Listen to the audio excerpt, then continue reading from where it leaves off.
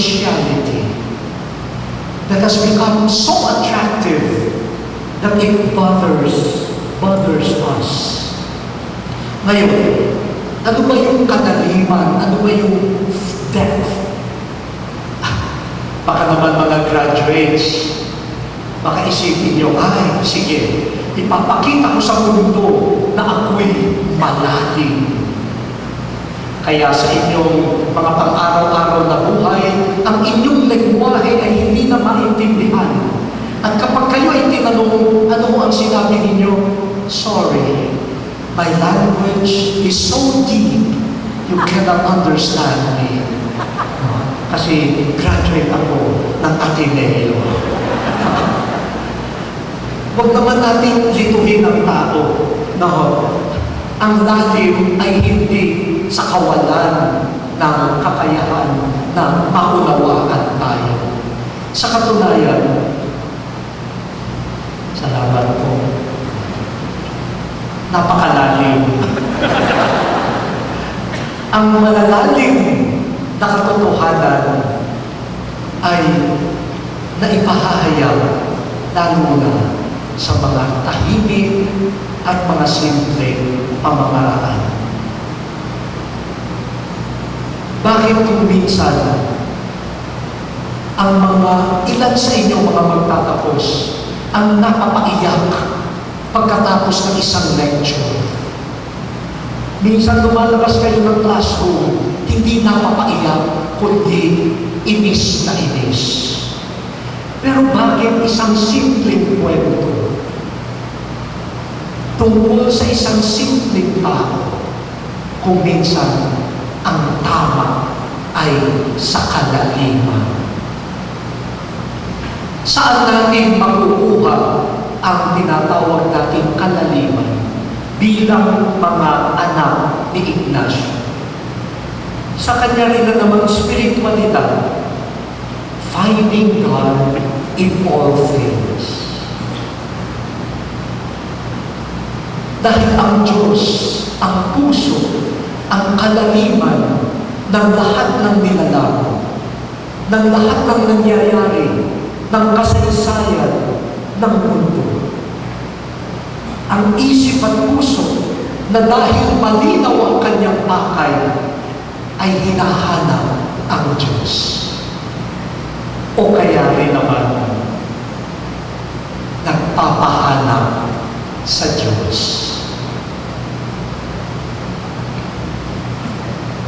Sa mga oras na parang ang labo ng pakay ng buhay. Sa mga oras na parang hindi mo siya makita, baka naman siya ang naghahanap sa iyo.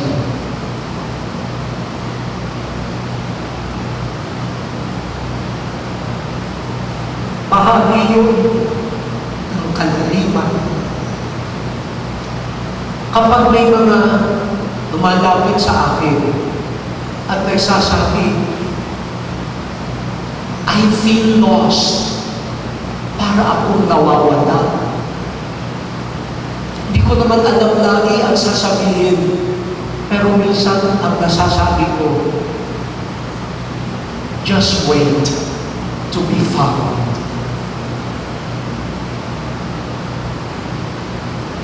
As you are searching for God, God is searching for you.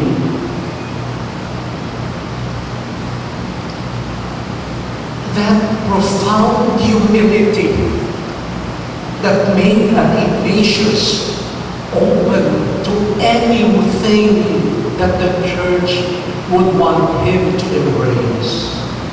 That depth of seeing God, hearing God, loving God in all, and following God even in the darkness of your life, hoping and believing that the one you are searching is searching for you.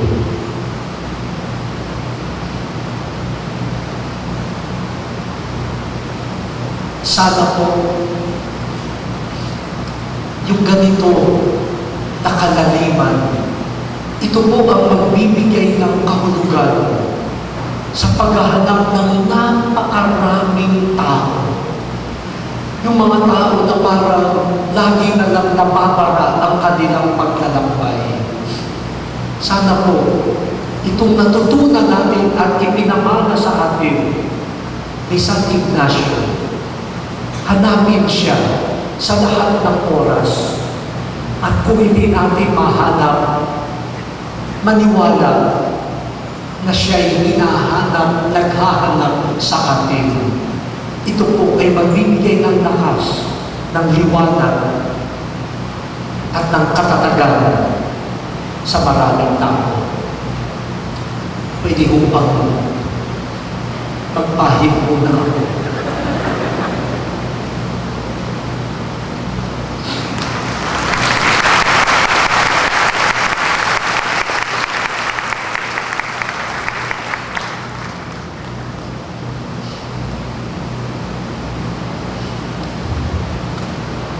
Nung conclave ko,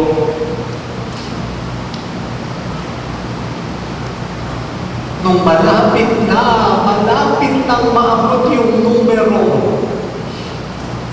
na kailangan para mahalal ang bagong papa, ako po'y nakatungo, kinakabahan, maaabot kaya yung numero, kasi kung hindi, balik na naman kami, kinabukasan, boto na naman.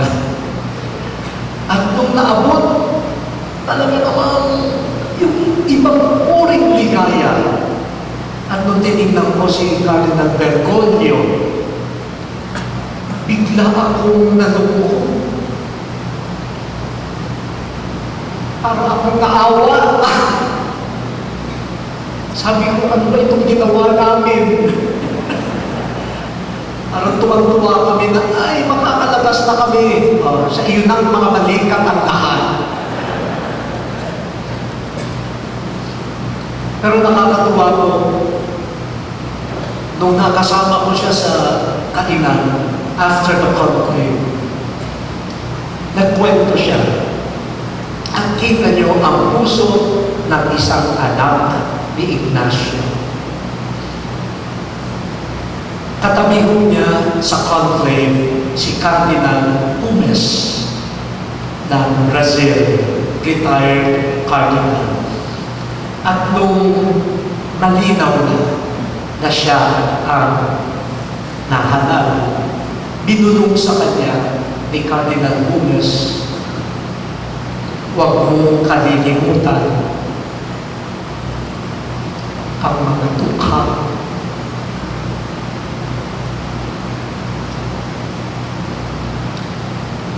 Parang pinapaalalahanan siya.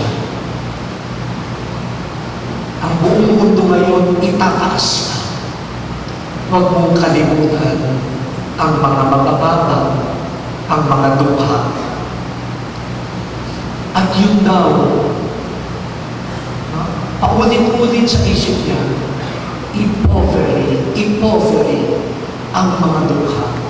At doon ang pangalan, Francesco il Poverello, Francis the poor man.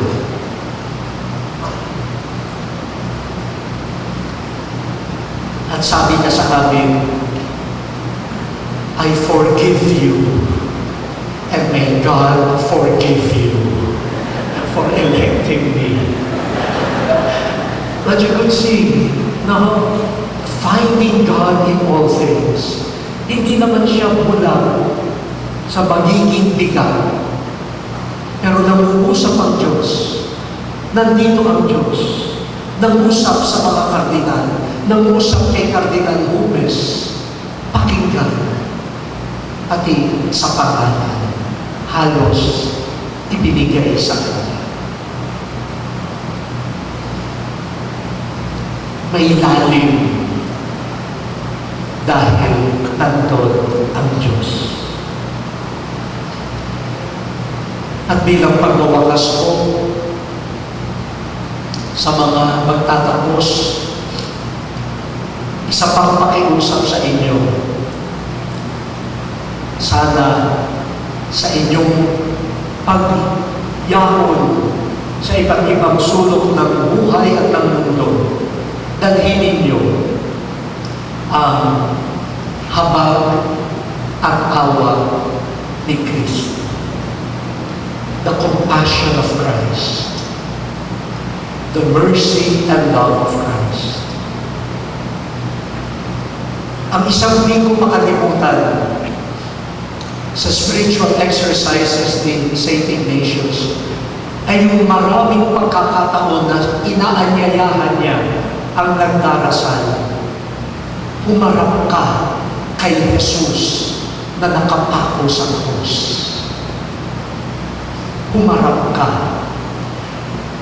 at damhin mo ang pag-ibig ng Diyos sa pamamagitan niya na naging handa na ibigay ang lahat para sa iyo. Ganyang kakamahal, lahat ibibigay. At tanungin mo ang sarili mo, ano naman ang mabibigay mo at magagawa mo para sa Kanya? At ano naman ang magagawa mo para sa iba dahil minahal ka ng Diyos? Minahal ka, kaya kaya mong magmahal. Huwag mong sabihin, hindi mo kaya dahil ang pag-ibig ng Diyos ay ibinuhos na sa iyong puso. May kakayahan ka. Minahal ka, magmahal ka naman. But you have to be attentive to the suffering of the world.